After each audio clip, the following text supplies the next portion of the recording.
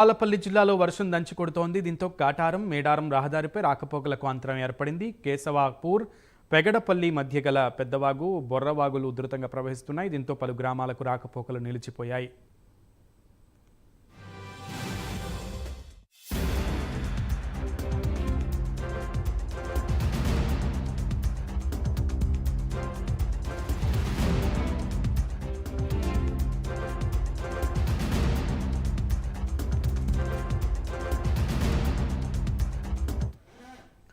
మరోవైపు కాళేశ్వరం దగ్గర గోదావరి నది ఉగ్రరూపం దాల్చింది. ఎగువ నుంచి వస్తున్న వరదతో ఉధృతంగా ప్రవహిస్తోంది. ఎగువన కురుస్తున్న భారీ వర్షాలకు గోదావరి, ప్రాణహిత నదులు జలకళ సంతరించుకున్నాయి.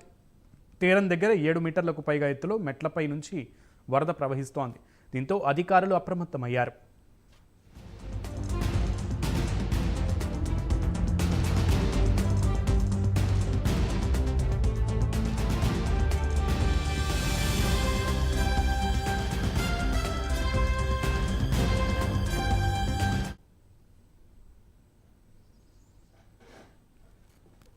ఇటు కాటారం మండలంలో వాగులో బొలెరో వాహనం కొట్టుకుపోయింది. గంగాపురి, మల్లారం గ్రామాల మధ్య కాజువేపై నుంచి వరద నీరు ఉధృతంగా ప్రవహిస్తోంది.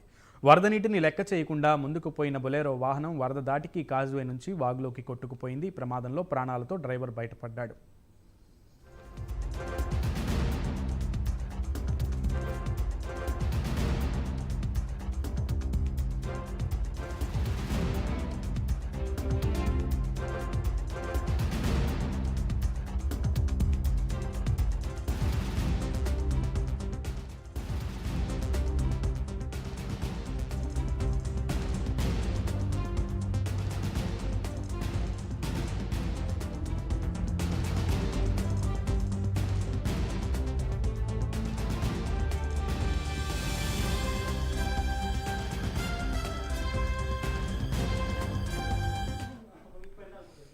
మరోవైపు జిల్లాలో 2 రోజులుగా కురుస్తున్న వర్షంతో ఓపెన్ కాస్ట్ గనుల్లో బొగ్గు ఉత్పత్తి నిలిచిపోయింది. భూపాలపల్లి KTK2, KTK3 ఓపెన్ కాస్ట్లో బొగ్గు ఉత్పత్తికి అంతరాయం ఏర్పడింది. గనుల్లోకి వరద నీరు చేరడంతో 6,000 టన్నుల బొగ్గు ఉత్పత్తికి విఘాతం ఏర్పడింది. సింగరేణికి సుమారు 2 కోట్ల నష్టం వాటిల్లింది.